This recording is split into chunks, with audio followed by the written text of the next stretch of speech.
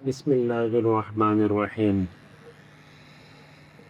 آج کل ماشاء اللہ حجاج کرام حج کے لیے تشریف لے جا رہے ہیں، اور اس وقت جتنے لوگ یہاں موجود ہیں ان میں بھی ماشاء اللہ کافی ہیں جن کو جانا ہے۔ تو حج کے اندر دو چیزیں ہیں۔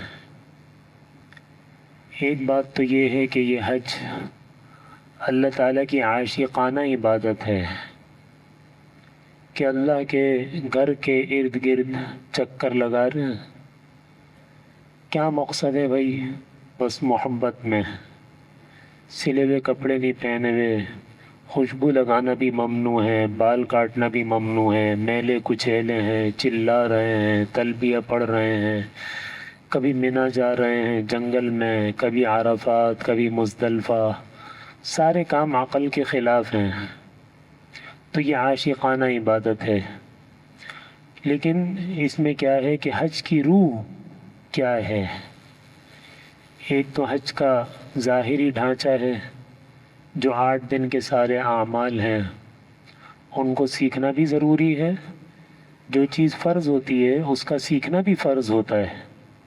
جس آدمی پر حج فرض نہیں ہے اس کے لیے حج سیکھنا بھی فرض نہیں ہے۔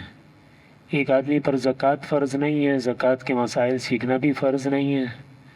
لیکن جس آدمی پر جو چیز فرض ہے تو اس کو سیکھنا بھی اس کے لیے فرض ہے۔ تو ایک تو یہ ہے کہ اس میں کوتاہی نہ ہو۔ دوسری یہ کہ وہاں جانے کے بعد ڈرنا بہت زیادہ ہے، اور اس میں ایک سب سے اہم چیز کیا ہے کہ موبائل کا استعمال۔ وہاں جا کے بعض حجاج کرام جگہ جگہ کی ویڈیو بناتے ہیں اور ویڈیو شیئر کرتے ہیں، پوری دنیا میں اپنی جان پہچان والوں کو ویڈیو بنا بنا کر بھیج رہے ہیں کہ اس وقت ہم فلاں جگہ ہیں، اس وقت ہم فلاں جگہ ہیں، اس وقت ہم فلاں جگہ ہیں۔ یہ سب اپنے حج کو ضائع کرنے والی بات ہے۔ تو موبائل کو وہاں جا کے بند رکھیں، ضرورت پڑ جائے اس کو کھول لیں، پھر اس کے بعد دوبارہ اس کو بند کر دیں، مستقل اس کو بند رکھیں، اور وہاں جا کے ڈرتے رہیں۔ کتنے واقعات ایسے ہیں کہ ایک آدمی حج کے لیے گیا اور حج سے پہلے ہی وہ حج سے محروم کر دیا گیا۔ اللہ تعالیٰ سب کی حفاظت فرمائے۔ ایک واقعہ ایسا ہوا کہ بیت اللہ کے اندر ایک آدمی حج کے لیے گیا، طواف کر رہا تھا، تو وہاں اللہ تعالیٰ معاف فرمائے بعض جیب کترے بھی ہوتے ہیں مطاف کے اندر، حرم کے اندر۔ تو ایک جیب کترا بھی وہاں تھا، وہ کسی کی جیب کاٹ رہا تھا۔ تو دیکھیں، مغالطہ پیدا کرنا بھی اللہ تعالیٰ کی طرف سے، ہر چیز اللہ کی طرف سے۔ کسی کے دل میں کسی کی محبت پیدا ہو جانا یہ اللہ کی طرف سے، کسی کے دل میں کسی کی نفرت پیدا ہو جانا یہ اللہ کی طرف سے، کسی کے دل میں کسی کے لیے ہمدردی اور خیرخواہی کا جذبہ پیدا ہو جانا یہ بھی اللہ کی طرف سے۔ ہر چیز اللہ کی طرف سے۔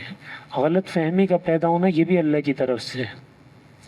تو جیب کترا تو کتر رہا تھا جیب، تو جو شرطہ تھا اس کو غلط فہمی ہو گئی، اس نے کسی دوسرے آدمی کو پکڑ لیا۔ وہ جیب کترا نہیں تھا، وہ تو بے گناہ تھا۔ اب پتہ نہیں کیا بات تھی اللہ کی طرف سے، فوراً اس کو ایئرپورٹ بھیجا اور پاکستان روانہ کر دیا۔ کیا آپ حج نہیں کر سکتے؟ حج کے لیے گیا اور حج کیے بغیر آ گیا۔ تو ڈرنا ہے وہاں جا کے بہت زیادہ کہ اللہ میں تو اس لائق نہیں ہوں، اس قابل نہیں ہوں۔ آپ کا گھر پاک ہے، آپ صلی اللہ علیہ وسلم کی مسجد نبوی یہ پاک ہے، میں ناپاک ہوں، اے اللہ آپ نے مجھے بلایا ہے۔ تو ڈرتا رہے ڈرتا رہے، جب تک حج کے ایام شروع نہیں ہو رہے اللہ سے مانگتا رہے کہ اللہ مجھے محروم نہ فرما۔ یہ جو بے خوف اور مطمئن ہو کے بیٹھنا ہے یہ نفاق کی نشانی ہے، ایمان کی نشانی تو ڈرتے رہنا ہے۔ تو اس لیے جو حضرات جا رہے ہیں وہ تو یہاں موجود ہیں، اور جو حضرات جانتے ہیں جن کو جا رہے ہیں ان کو بھی پیار محبت سے سمجھائیں کہ بھائی یہ ویڈیو کا استعمال، یہ موبائل کا استعمال اللہ تعالیٰ کی ناراضگی والی باتیں ہیں۔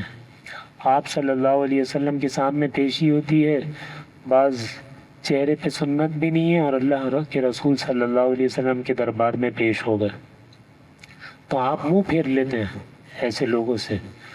تو حج پہ گئے، حج سے آ بھی گئے اور چہرہ ویسا کا ہی ویسا ہے، اس کا مطلب یہ ہے کہ ان کا حج مردود ہو گیا۔